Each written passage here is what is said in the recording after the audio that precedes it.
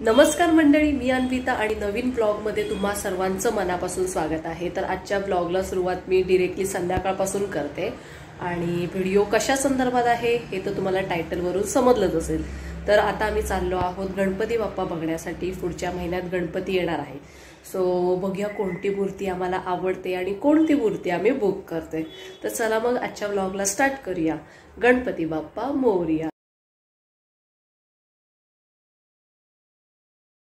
Ganpati book करण्यासाठी आम्ही चाललो आहोत पनवेल जवळील भिंगारी गावात, जिथे गणपतीचे कारखाने आहेत। तर मागील 2 वर्ष आम्ही पेणवरून गणपती आणायचो आणि त्या अगोदर भिंगारी गावातून आणायचो। तर ह्या वर्षी पुन्हा आम्ही भिंगारी गावातूनच गणपती घेण्याचं ठरवलं आहे।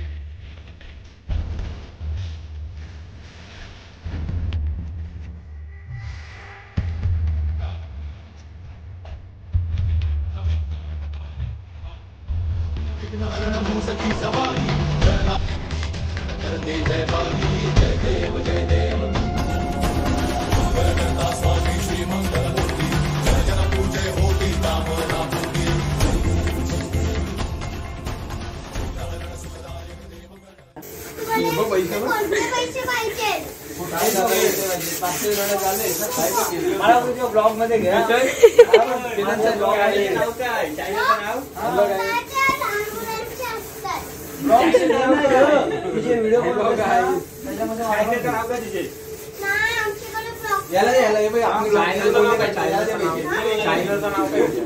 तू व्हिडिओ बनवलीस बघ, त्या व्हिडिओ मध्ये मला पण घ्या, येशील ना?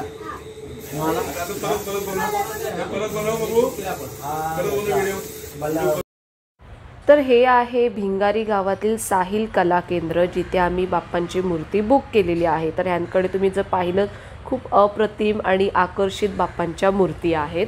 तर आमची तर मूर्ती बुक करून झालेली आहे। कलर नव्हतं केलेलं जी आम्ही मूर्ती बुक केली, तर साधारणतः सप्टेंबरमध्ये वगैरे आम्ही पुन्हा एकदा फेरी मारू कलरिंग कसं झालं आहे हे पाहण्यासाठी। तर आता घरी जायला निघतो, 10 वाजायला आलेले आहेत।